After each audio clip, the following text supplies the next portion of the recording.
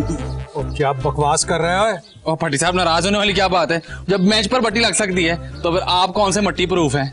ओए ओए अपना काम ध्यान से किया कर, बदतमीज कहीं का। आहा आज तो कमाल हो गया। तो क्या हुआ भट्टी साहब, आपकी तस्वीर छपी अखबार में? ओए अखबार में तो फोटो मेरी रोज ही छपती है, ये कौन सी नई बात है? और सर जी मैंने तो कभी आपकी तस्वीर नहीं देखी अखबार में। और मेरी फोटो अंग्रेजी अखबार में छपती है, एंजेलिना जूली और टॉम क्रूज के साथ। इधर और इधर मेरे खड़े होते हैं दोनों। और भट्टी साहब सलाम है आपको भी। वालेकुम सलाम। और ये सलाम वाली कंटिन्यूटी तुम्हें कई एपिसोड्स के बाद याद आई है? बादाम खाया कर भिगो के 7-8। वो छोड़े सर, मैं जानता हूँ ये अखबार आप कार में क्यों नहीं मंगवाते। क्यों? क्योंकि बेगम साहबा ने अगर आपको एंजेलिना जोली के बराबर में देख लिया ना तो सही खातिर करनी आपकी। ओए वाह डीडी वाह, एक मिनट ठहर जा। और तूने इतनी अच्छी बात कर दी, एला फड़ 100 रुपया रखो, ऐश कर। और भट्टी साहब मैं तो इस तरह की पूरी कहानी सुना सकता हूँ आपको, हैं अगर इसी बहाने आप मेरी तनख्वाह देने का वादा कर लें। तुमने साबित कर दिया कि तुम किसी भी मेहरबानी के काबिल नहीं।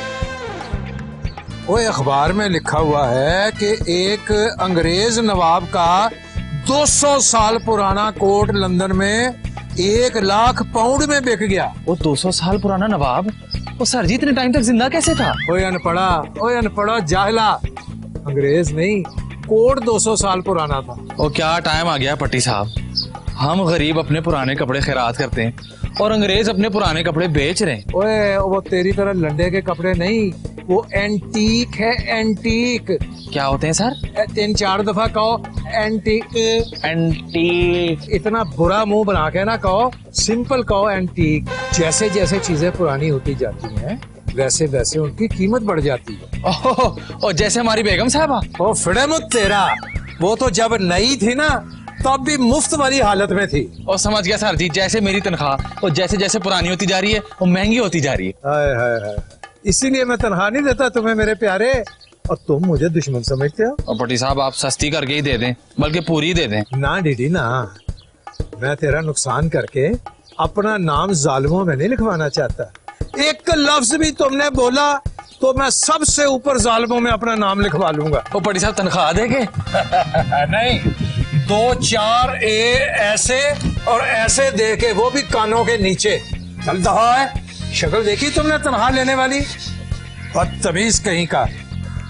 रेशमा मैं आज ना कुछ परेशान सी हूँ। आपको क्या परेशानी है जी?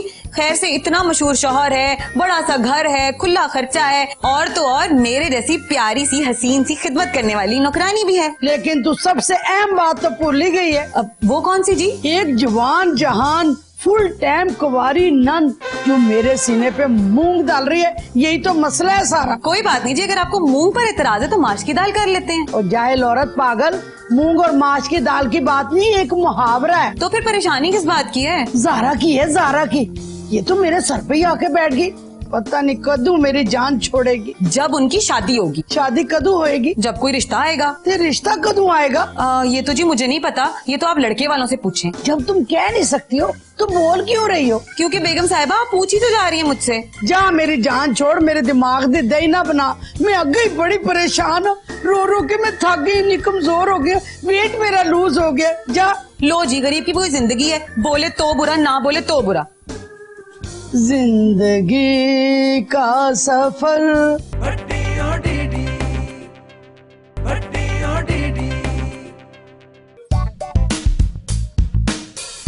मैंने तो तुम्हें नहीं बुलाया, क्यों आई हो? वो जी काम तो नहीं था, बस मैं वैसे ही आ गई। बुलाना तो पड़ेगा ही ना आपको।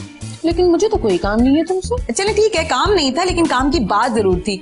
अब आपको दिलचस्पी नहीं है तो ठीक है। हाँ, अरे तुम तो ऐसे ही मजाक को सीरियस ले लेती हो। आपको पता है ना मुझे सीरियस मजाक पसंद नहीं है। अच्छा चलो ठीक है, जैसे तुम्हारी मर्जी। अब वो तो जी मैं सीरियस होके मजाक पसंद नहीं करती, लेकिन मजाक मजाक में मजाक करने में कोई हर्ज तो नहीं है ना। चल शाबाश, शुरू हो जा। वो ना बीबी जी आपके बारे में बड़ी परेशान है। हर नन की पहली और आखिरी ख्वाहिश होती है कि उसकी भाभी उसकी वजह से परेशान हो, और मैं इस मकसद में कामयाब हो गई। जल्दी से बता कि क्यों परेशान है। वो कह रही थी पता नहीं ज़ारा की शादी कब होगी।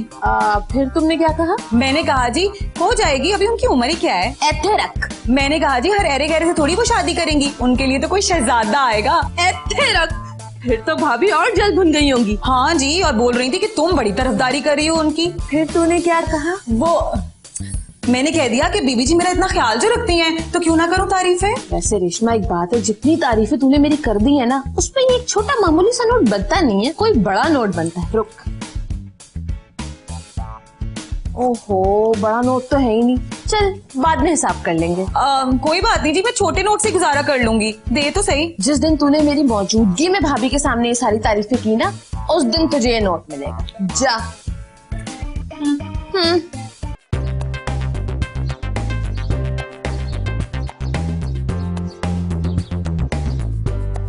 अजीब सिस्टम है डीडी।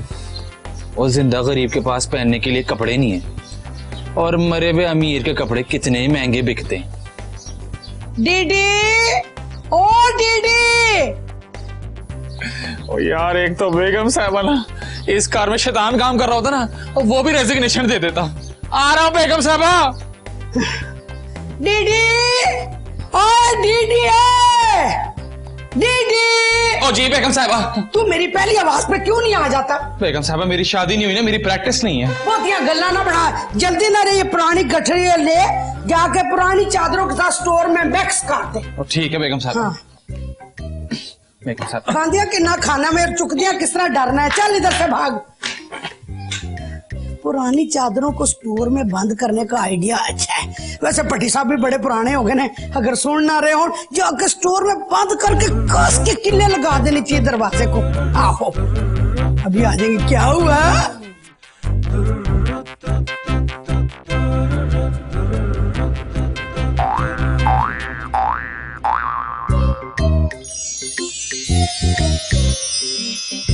ओए डीडी, और ये मैंने पहले क्यों नहीं सोचा?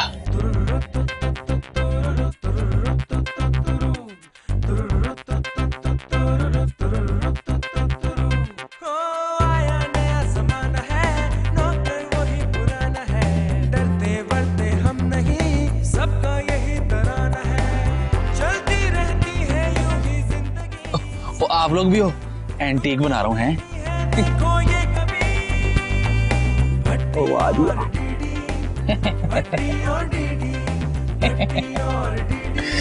और ये हुई ना बात, इसे कहते हैं एंटीक बनाना। चलो जाओ।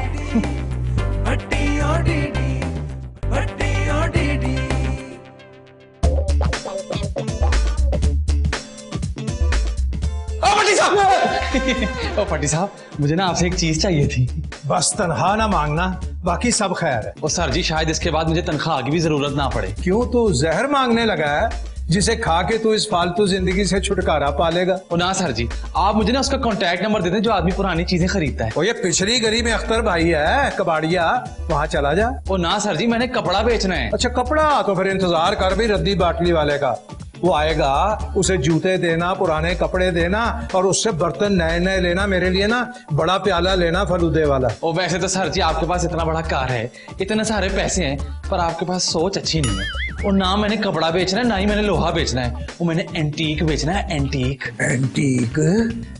और तेरे पास एंटीक कहाँ से आ गई? और सर जी ज्यादा नहीं, बस एक कपड़े का टुकड़ा है। मैं समझा नहीं। और सर जी वो कोई आम टुकड़ा नहीं है, उस टुकड़े में ना फिरौन की लाश को कार से म्यूजियम तक लेकर गए थे। मगर ये कैसे हो सकता है? और सर जी तो आपको क्या लगता है, फिरौन मारने के बाद चिंगची पर बैठ कर गया था? आहो कह तो तू ठीक रहा। ओहो, ये सारी बातें मैंने आपको क्यों बता दी? आप बस जल्दी से मुझे वो एंटीक खरीदने वाले का नंबर दे दें, और मैंने आप जितना नहीं, आपसे थोड़ा ज्यादा ही अमीर बन जाना है।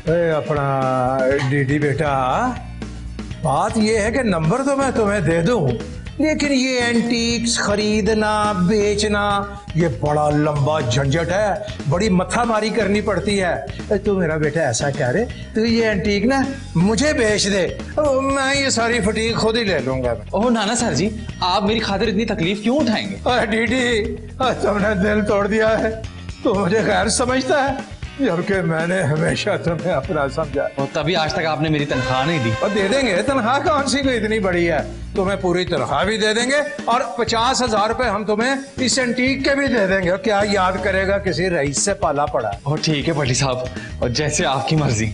जल्दी जा वो एंटीक लेके। हाँ तुझे क्या पता मैं फिरौन का कितना बड़ा फैन हूँ।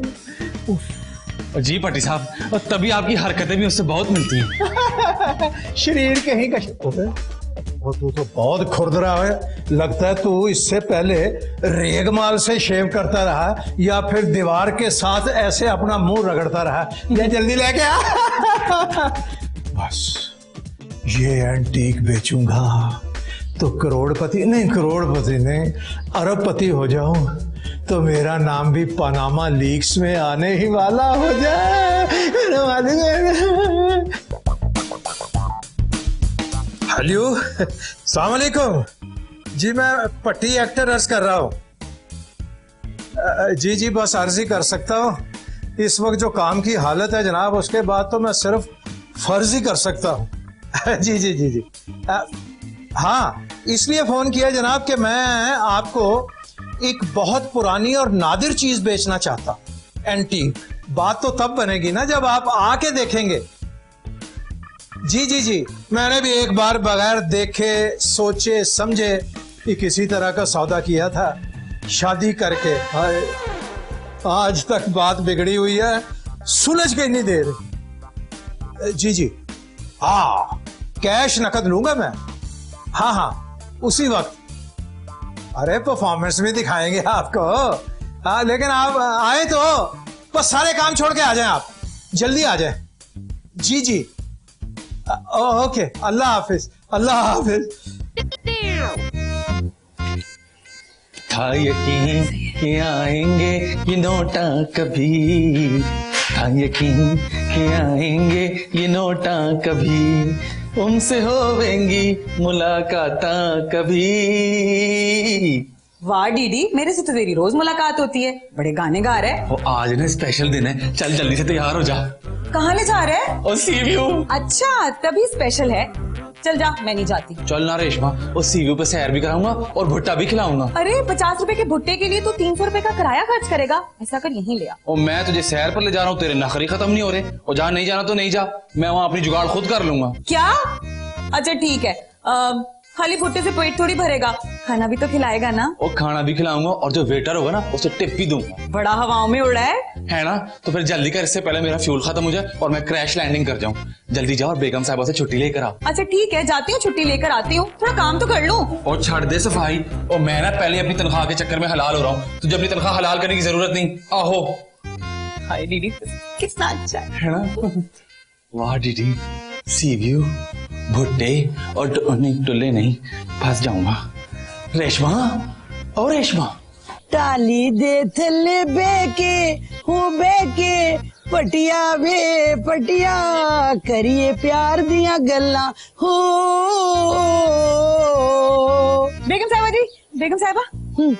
सारे मूड का सत्यानाश कर दिया। बकवास कर क्या बोलना है? मुझे छुट्टी चाहिए। पक्की?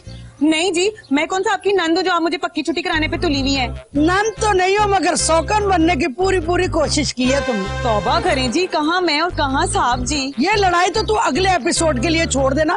ये बता कितने दिन की छुट्टी चाहिए? मुझे आज के दिन की छुट्टी चाहिए बेगम साहिबा। वैसे तू कौन सा काम करती है कि तुझे छुट्टी दूं? ठीक है जी, अगर मैं कोई काम नहीं करती तो फिर छुट्टी देने में क्या इतराज है आपको? जो तू काम करती है ना, जो छूट जाता है ना, वो कौन करेगा? फिर तो जी उसी से करवा लें जो मेरा काम ना करने पे करता है। ठीक है, फिर मैं डीडी से करा लूंगी। लो बेगम साहिबा, उसी के साथ ही तो जाना है।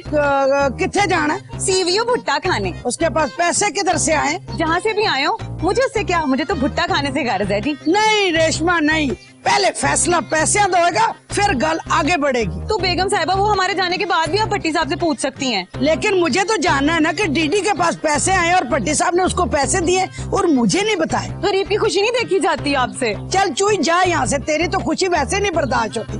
पता किधर किधर पंगे लिए हुए तुमने, भट्टी साहब के साथ भी, डीडी के साथ भी।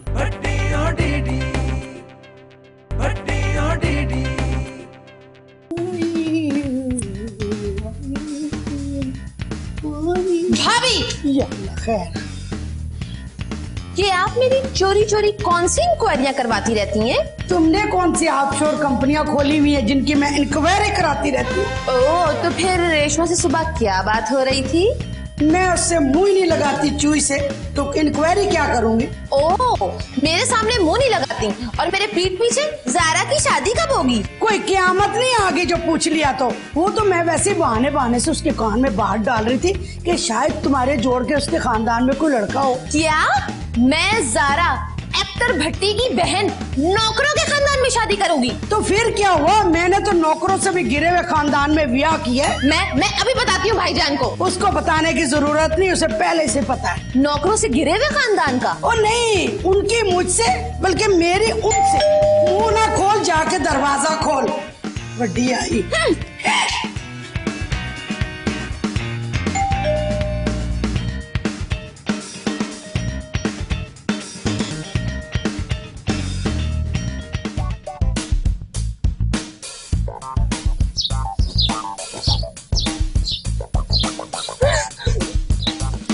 हाय अल्लाह, क्या मैं इतनी स्मार्ट हो गई हूँ कि मुझे देखने के लिए अच्छे की जरूरत पड़ रही है? माफ कीजिएगा, ये अच्छा आपकी स्मार्टनेस के लिए नहीं बल्कि ये इसलिए इस्तेमाल कर रहा हूँ कि सिंगल फिल्म में आप पूरी नहीं आ रही हो। किसी को भारी भरकम डिक्लेयर करके अपने नुक्स को छुपाए ना। किसी भट्टी साहब ने बुलाया था, हाँ वो घर पे तशरीफ रखते हैं। हाँ क्यों? कोई पुरानी चीज मेरे हवाले करना चाहते हैं वो। पुरानी? हमारे घर में सबसे फालतू और पुरानी तो मेरी भाभी ही है।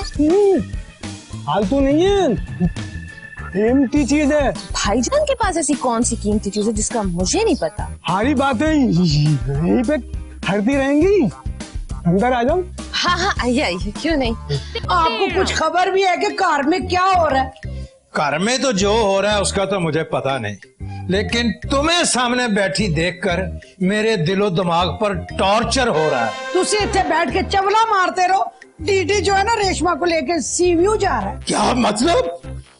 वैसे तो कोई और मौका होता तो मैं डीडी की टांगे घुटनों के नीचे नीचे से काट देता ताकि रेडी पर बैठकर मांगता हुआ नजर आता मुझे, लेकिन नहीं, आज वो जहां जाना चाहता है उसे जाने लो। सरताज, आप मुझे सीव्यू लेकर जाएंगे? यूं तो इन अटकेलियों का वक्त गुजरे हुए कई साल हो गए और तुम्हारी उम्र भी नहीं है साहिल समंदर पर जाने की, लेकिन फिर भी तुम्हें अच्छा लगता है समंदर? आहो। तो फिर ना मैं तुम्हें एक ही दफा लेके जाऊंगा और जाके समुद्र में धक्का दे दूंगा। मार दियो मुन्नू, मार दियो, बस मार दियो, मौत के घाट उतार दियो। ये तुम्हारी ख्वाहिश है या ऑफर? वो डीडी पराई औरत को घुमाने और खाना खिलाने ले जा रहे हैं और आप मुझे मारने के मंसूबे बना रहे हैं। खैर, किसी पराई औरत को घुमाने ले जाना और खाना खिलाना इतना बड़ा जुर्म नहीं है।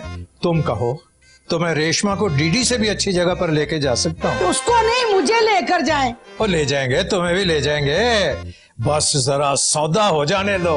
फिर मैं ना तुम्हें ठेला लगा दूंगा यहाँ सीव्यू पे, वहां तुम चिप्स बनाना भी, खाना भी और कमाना भी। तुमसे चिप्स बचेंगे तो बिकेंगे ना। भाईजान, कोई बाबा आपसे मिलने आया है। और कोई मांगने वाला तो परा दफा कराओ उसको। ओ ठहरो, कहीं उसने बाबा ना भेजा हो।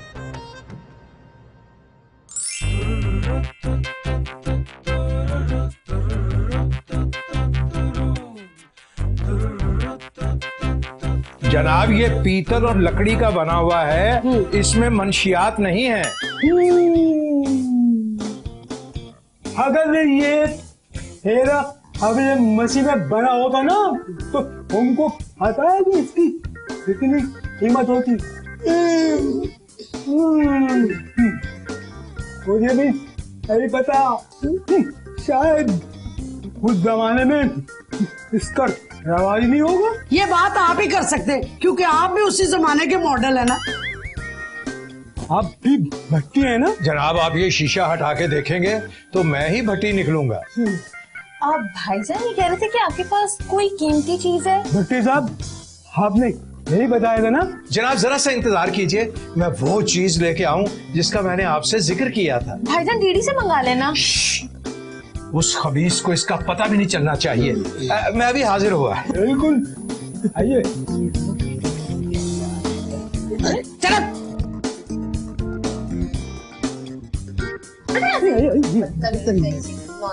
लीजिए जनाब, ये है जनाब फिरौने मिस्र की चादर का एक टुकड़ा। अभी कर लेते, अभी इसका टेस्ट देना पहले बहुत जरूरी है।